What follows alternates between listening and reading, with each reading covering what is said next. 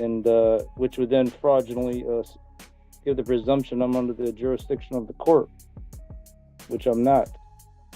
As I said before. Sir, you got 5 minutes to make your arguments, and you can spend them however you want to.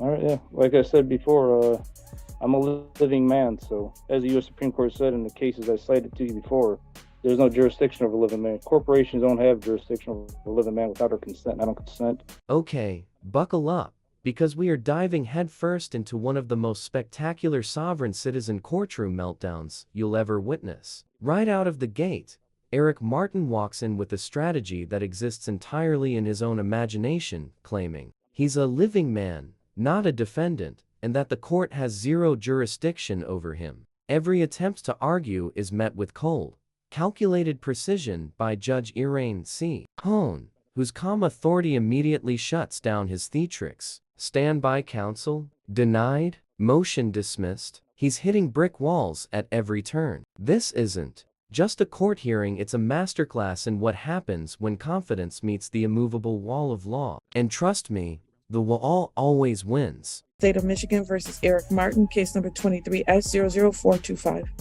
Rachel McDuffie for the people.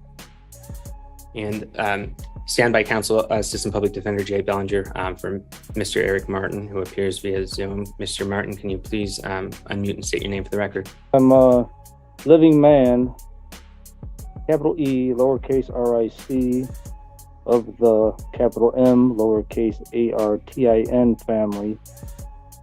One of the people, sovereign, not a legal fiction corporate entity defendant with a name similar to mine. Here by special appearance to threaten duress, not willingly. Now, again, I object again to any attorney being appointed to me, representing me. But that's something I want to ask you, Washington. Now, you said you're appointing this public defender. Are you appointing it for me, or are you appointing it for you?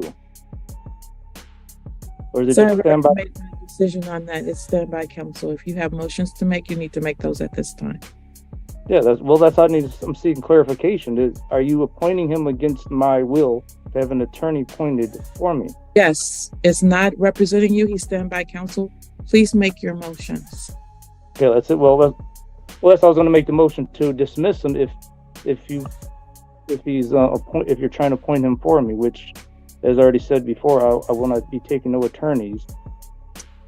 I'm one of the people. I'm not a defendant who's, yeah, so as I said before. So I'm not going to be accepting any attorney. Here's where it gets really interesting. Eric refuses an attorney, citing sovereign citizen beliefs, claiming he's not under the court's jurisdiction. But here's the kicker.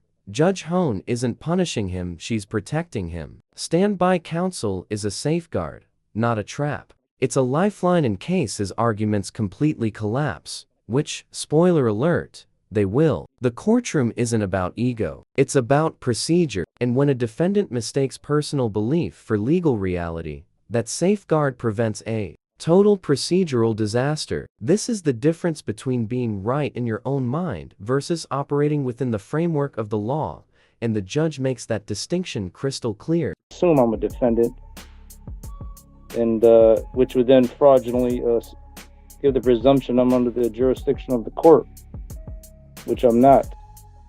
As I said before. Sir, you got 5 minutes to make your arguments, and you can spend them however you want to. All right, yeah. Like I said before, I'm a living man, so as the U.S. Supreme Court said in the cases I cited to you before, there's no jurisdiction over a living man. Corporations don't have jurisdiction over a living man without our consent. I don't consent.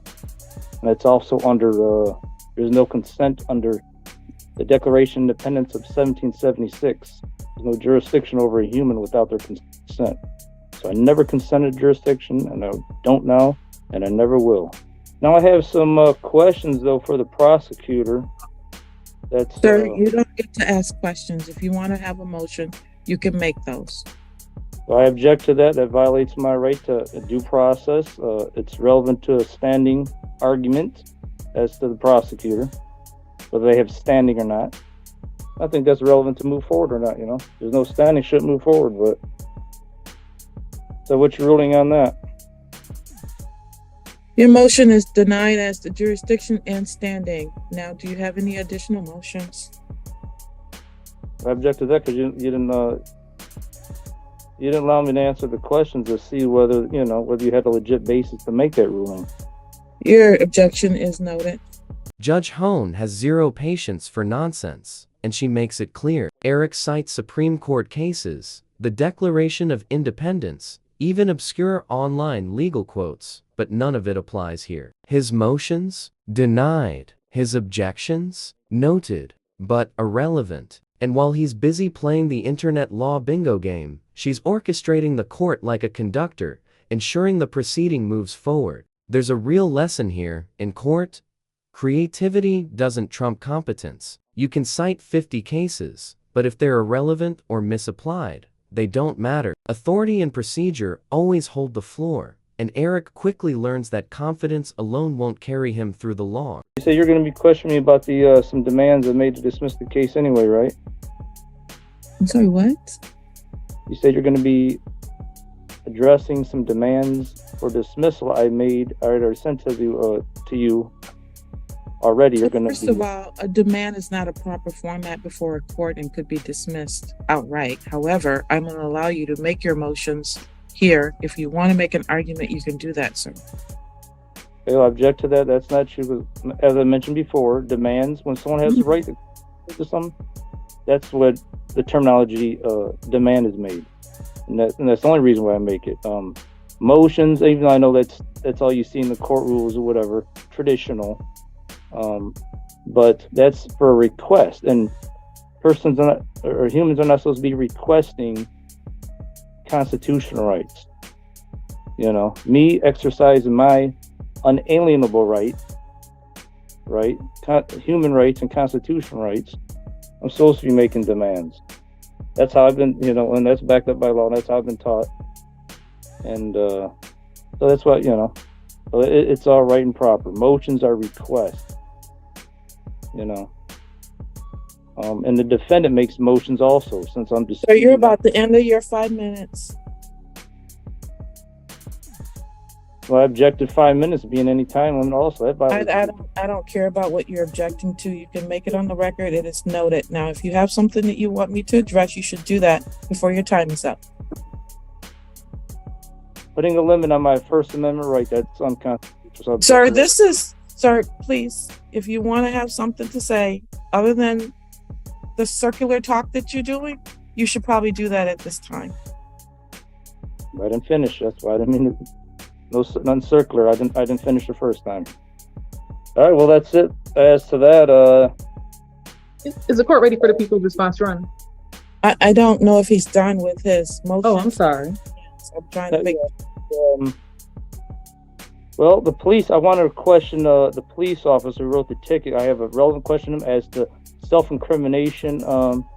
Move to dismiss the case based on that, because he made me give, my ID. Now watch this logic tumble. Eric claims the police have no authority because he doesn't consent, yet he admits to handing over his ID under threat of arrest. You see the contradiction? If the police have no authority, how can they threaten him with arrest? He can't have it both ways. Judge Hone and the prosecutor are sitting back, letting him paint himself into a corner. This is a classic sovereign citizen trap, trying to argue exemption from law while simultaneously acknowledging its force. And every word Eric utters just highlights the impossibility of his position. The courtroom becomes a mirror reflecting the flaws in his reasoning back at him in real time.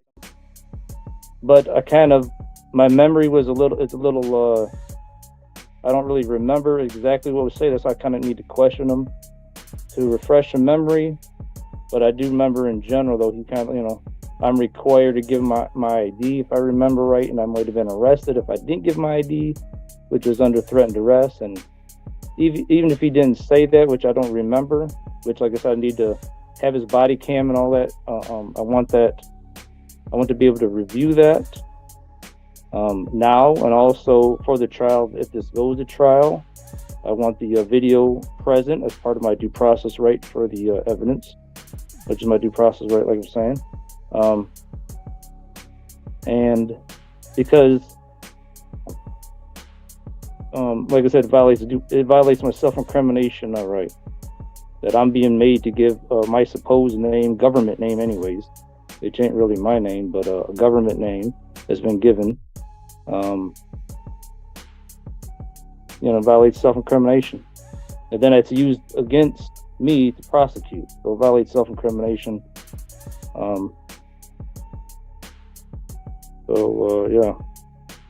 Move to dismiss based on that too. And like I said, if you need more evidence as to, like I said, his questions, then he needs to answer my question. I was about to send out interrogatories to him. I'm about to do it here soon. If you find that's necessary, unless you find it ain't necessary, I'm gonna send it out soon. So, another thing.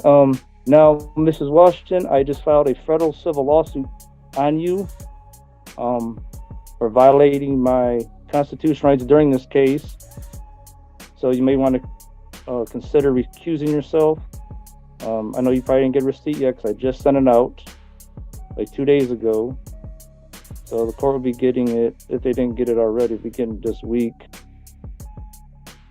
And yeah, so point that out. As to your motion to recuse, that is denied. Based on what reasons? Because that's exactly what happens when you substitute confidence for competence. You didn't present a single coherent argument that would justify the judge recusing herself, not one. And just like with a public defender, you're allowed to ask for a different one, but that doesn't magically mean you're entitled to get it. Requests require legal grounds, not vibes, not tantrums, and definitely not half-baked theories pulled from the internet. Conflict of interest is my reason. That's why I didn't mention that, but I thought you might kind of already figure that. But conflict of interest, due to the lawsuit being filed, that's the grounds of my demand for dismissal. Okay. And I would like to, Ms. Duffy, as the prosecutor, I'd like to notify you, of the crimes being committed against me by the police officer, by, in this case, writing the tickets, and I request you prosecute them for this, because I'm the crime victim here in reality. Because I was traveling by right, which the U.S. Supreme Court said we have, as long as you're not carrying passengers property for profit, you're not technically driving a motor vehicle. Therefore, all these charges are baseless. There's no case here. So in reality, I was harassed, retaliated against for exercising my right to travel on my motorcycle, and then with these charges.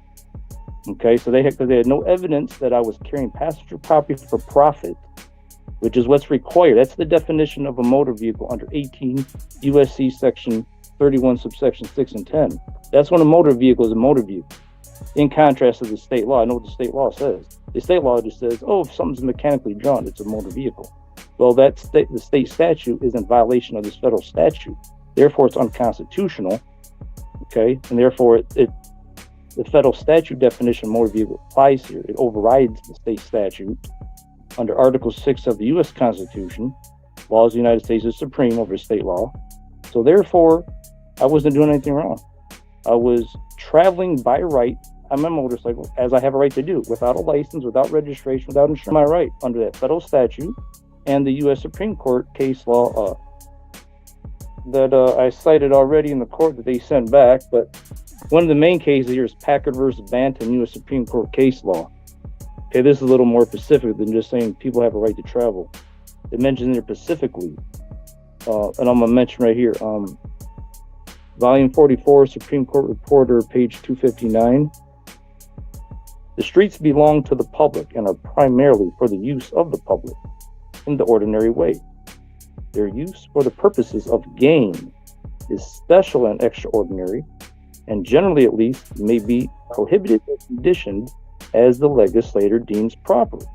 As they're saying right there, so we do not need a license if we're not using the streets for profit, for gain. I wasn't doing that. The police don't have no evidence of that.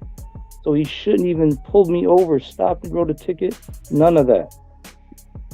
So I'm the crime victim. I request you prosecute him for that. And it's also a federal crime, which I'm going to be contacting the FBI about. I already tried once. I got to call him back. Anything else, Mr. Martin? Well, I'm going to see if you got my, if you're going to I would like to just reiterate my the demands for dismissal already made, or if you want to call them motions, but like I said, I like using the word demand because I don't agree to no unlawful presumptions that because I understand the legalese a little bit where you say one word and it means something else and it's presumed, and that's why I demand also that there be no legalese used in no stages of this case, because that's one of the fraudulent things going on in the court system. I'm gonna be filing a class action to stop this on a grand scale, but I know it's happening. That's why, like, for example, I use the word demand to use the word motion, and it can be presumed you're a defendant. Because defendants make motions, see? So that's why there should be no legalese used here. It's fraudulent, it's wrong, it's immoral, it's pathetic. Whoever made this stuff, because it's putting it's a blanket on a lot of people that don't know no better in the system. Something else. Now, when this proceeding started, I noticed on the screen it said no recordings are allowed. Okay, now I object to that, in that violates my due process right to preserve evidence, me or anyone else, and I'm not just speaking for me, I speak for everyone else. All the people have a right to record in any public court. This is all public. The U.S. Supreme Court already said this. People have the First Amendment right to record in public anywhere. And it's also a due process right to preserve evidence. Because if my rights are violated during these proceedings or any other, along with anyone else's, we have the right to record that and have that evidence to bring criminal or civil charges. So that's why that's not supposed to be popping up on the screen that video, audio recordings ain't allowed. Well, unfortunately for you, this isn't some public free-for-all. You're in a courtroom. And even though this hearing is happening over Zoom, the exact same rules apply as if you were standing there in person. Court procedure doesn't vanish just because there's a webcam involved. So with that out of the way, let's hear from the prosecutor, because she's about to dismantle everything he thinks is true, piece by piece. Right, thank you, sir. Ms. McDuffie. Thank you, Your Honor. So I am aware of 5 items that have been filed by Mr. Martin, I think after this case began to be pending in this court. And I'll just briefly address as to the formatting of those. I did notice all of them are handwritten. He does write a date on the top of each document, but then he usually signs off with a different date on the bottom of the document. So if it ever comes into play that there's an issue with the timing with respect to deadlines or anything like that, for my purposes, I'm just going by the date that it was received by the court, which is usually a third date that is different from the other 2. So the first document I'm aware of is titled Demand for the Return of My Motorcycle. That one was received by the court July 27th, or yes, I believe somewhere around there. I'm sorry, I'm not going to the dates aren't really important, so I'm not going to dwell on those. I'm just addressing these versus actually, I think, responding to them in detail. Defendants specifically ordered and demanded that the troopers from Michigan State Police return his motorcycle in this case. That is a request to police that was filed with the court. No response appears to be required or called for from the people, so I don't have anything to say about that. Next is the motion that was filed for the disqualification of the judge in this case. And I just wanted to point out a couple things. First and foremost, as Mr. Martin pointed out, the court rule that relates to disqualification of judges, MCR 2.003, speaks to the exact procedure for that. In a single judge court, and actually the challenge judge here is the chief judge, the challenge judge is the person who decides this motion. So I don't have any argument to make as far as that, but I would point out there is a quote included in that particular motion that challenges this court's jurisdiction. And it cites a case from, what's that? Oh yes, Penhallow versus Domes Administrators. That's a case from 1795. And the specific quote that was cited in that case to challenge this court's jurisdiction, it's a paragraph or so. It begins with something about, heavens, let me see. I want to make sure I have it correctly. It's not really important. In as much as every government is an artificial person, a creature of the mind only, all that stuff about artificial persons. I think Mr. Martin already made some references to that. I just want to make sure that Mr. Martin is aware that specific quote does not exist in that case whatsoever. That quote that he used to challenge this court's jurisdiction doesn't exist anywhere at all, except for other cases where sovereign citizens have copied and pasted that non-existent case law, and they've been told the same by other courts. So apparently there's like a bank of things to be shared amongst people making this argument, just so he knows and everybody else out there knows that does not exist. It's not a thing. It's nowhere in that case. That full text of that case can be Googled for free. You will not find that quote. The same is true of another case he cited, Keller versus Potomac Electric Power. That's from 1923. That case also does not include that quote, those words, or anything even slightly resembling that argument regarding the power he believes is lacking here due to municipal court status. But FYI, the Michigan District Court Act of 1968 did abolish most of the municipal courts. 4 of them are left that they did allow to remain: Grosse Pointe Farms, Grosse Pointe Park, and Grosse Pointe Woods. All of those are in Wayne County. We're in Washtenaw, so just so that Mr. Martin is aware, this is not a municipal court. It's a district court. Finally, as to the motion to disqualify, as I mentioned, that is for the judge to decide.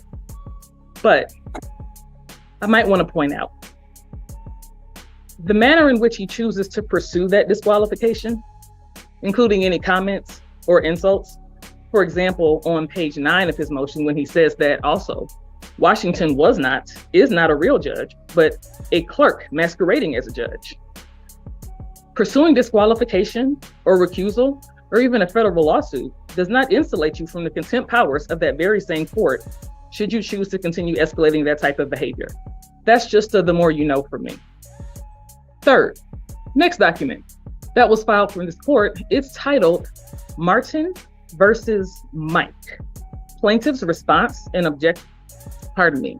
response and objections to my return criminal complaint on Mike and the attached court letter that vaguely, unfairly stated filings does not comply with MCR 6.101 and 6.102. I didn't have a letter attached to that to refer to, but it looks like that is the court's rejection of an improper filing or format. I honestly have no idea who Mike is, but the people of the state of Michigan are not listed as a party in that filing, so I don't really have any response to that either. I can advise, though, that Mr. Martin mentioned earlier, and it's stated here, that the reference to this criminal complaint, because a defendant refers to himself as a plaintiff and titles something as a criminal complaint, it doesn't make either of those things true. So I'll direct Mr. Martin to the same court rule he actually cited in that filing, which is MCR 6.101. The prosecutor's approval or posting of security. A complaint may not be filed without a prosecutor's written approval endorsed on the complaint or attached to it, or unless security for cost is filed with the court. I just wanted to disabuse him of that notion that because he creates a criminal case, I guess in his mind and on paper, it doesn't mean that that exists in reality. So nothing more from that. The court's rejection of an improper filing really isn't my business, so no response from opposing counsel would apply to that. The last 2 things that were filed before the court are 2 demands. The court has already mentioned demands. I'm so sorry. It's a lot of talking happening here. I gotta refresh. 2 demands. 1 demand for default judgment and another demand for summary judgment. Both of these I would have the same reaction to. The demand for summary judgment, summary disposition concerns parties to a civil action, and defendant is referring to civil procedure, not criminal procedure. There is no summary anything of that notion in criminal matters. Now, he made some references to Article 3 of the U.S. Constitution. That pertains to federal courts, appointment, tenure, Supreme Court justices, federal circuit and district judges. Those are Article 3 judges. Those are the ones nominated by the president, confirmed by the U.S. Senate. So this court is not controlled by Article 3 of the U.S. Constitution. But I think he knows that because he's citing Michigan court rules to sustain his argument for pretty much everything else. So that doesn't change here. Summary judgment is not a thing here. Default judgment. Now, that's not quite the way it works. I think he argued that because the prosecutor in court did not respond to the request to return his motorcycle for that first filing that I mentioned, that he should have a default judgment and he should automatically get what he's demanding because he didn't respond to it. Well, I'm responding right now, but that's not how it works either. Again, this is kind of a civil issue. There are cases where there are default judgments filed, but those are civil actions. We have traffic tickets that defendants fail to appear and get a default judgment. But if that were the case, I would have a default judgment of conviction for every criminal case where defendants fail to appear. People are on bench warrant status for 6 to 20 years at a time. I don't get automatic default convictions. So again, that's really not what's happening here. So those are the 5 things that I'm aware of. Now, finally, if it were true that, as Mr. Martin stated, that federal law trumps all state law, and that all state law and state courts are unconstitutional, the state court system would not exist.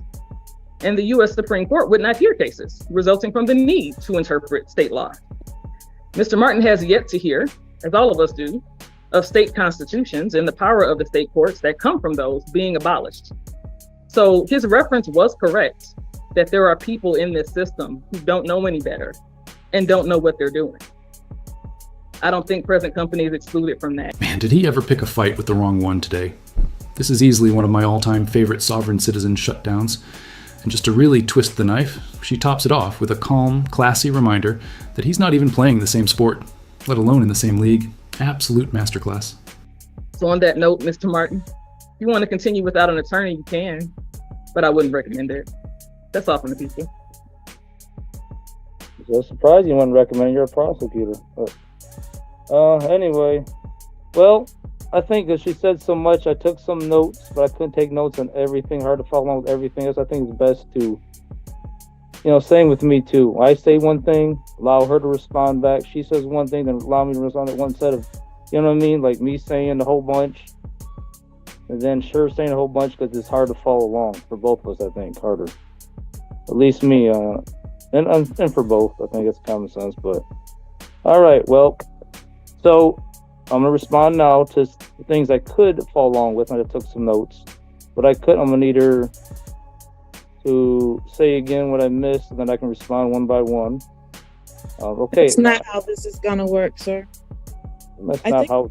To understand here, you I have the right to that. What do you you're not controlling this courtroom, sir. That's not how this works. I'm speaking about what I have a right to do. I have a right to respond back. So You're gonna get 5 minutes, and I'm gonna be done. So that is your opportunity. And after that, I'm gonna make my rulings. You got 5 minutes. I'm actually setting a timer. all right. Again, I object to that again as being violates my due process right to the First Amendment. It's not supposed to be regulated by a certain time limit. My First Amendment right to say what I got to say, based on an arbitrary, unfair time limit. Sir, in a minute, you're pushing towards being in contempt of court. You got 5 minutes. You can make your objection, which you've done. You got 5 minutes. Now please move forward. Criminal. Okay, I want to object to that too, about what you said about contempt of court. Exercising the First Amendment is not contempt of court. It's nowhere close to that. There's no First Amendment right in this courtroom, so you're a defendant. You need to actually do what is requested of you, and I'm giving you an opportunity to make your argument.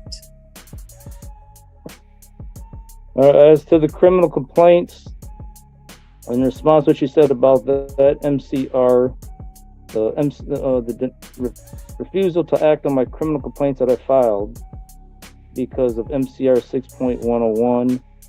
And now, first of all, it violated my due process right, obviously, because they didn't mention a subsection of that rule. There's many subsections. Okay, so I'm still left in the dark in what specific subsection it is. And all those apply to specific fact situations. So that was the first due process violation right there, just mentioning that too vaguely, general. Number two, but assuming it was based on not paying a fee or whatever, I think like she mentioned, or getting a prosecutor's approval. Okay, if it is for that reason, those reasons are unconstitutional, and therefore it's invalid. That court rule. That's why I'm going to file a class action actually on the court rule. And I'm going to get that court rule and get up out of there, because it's not legit. Why it's not legit? Because as I cited in there, I'm pretty sure I cited in there. If I didn't, I have to check my paperwork.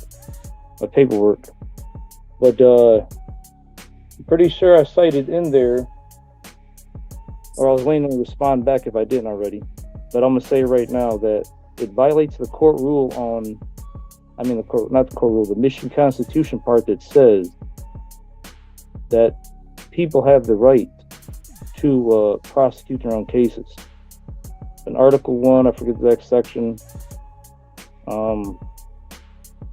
But I mentioned in my paper, in some future paperwork anyways, I know that if I didn't do it on this one, in the very first one, because I didn't know, what the hell subsection it was talking about. They didn't mention it, but I know I mentioned in some later ones sent to you guys. But anyway, so yeah.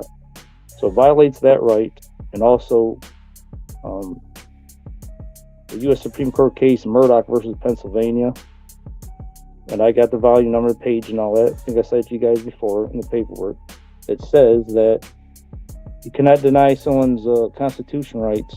And there it is. Another sovereign citizen attempt dismantled piece by Judge Elaine C. Hone and the prosecutor's methodical, precise approach. Eric Martin's arguments, however confident, collapse under scrutiny, misapplied cases, contradictory logic, and a fundamental misunderstanding of jurisdiction. This hearing is a textbook example of how the law operates versus personal belief, and it underscores the critical role of judges in safeguarding procedure while maintaining courtroom decorum. If you found this case as shocking as we did, make sure to hit that like button, share your thoughts in the comments, and don't forget to subscribe for more jaw-dropping courtroom breakdowns.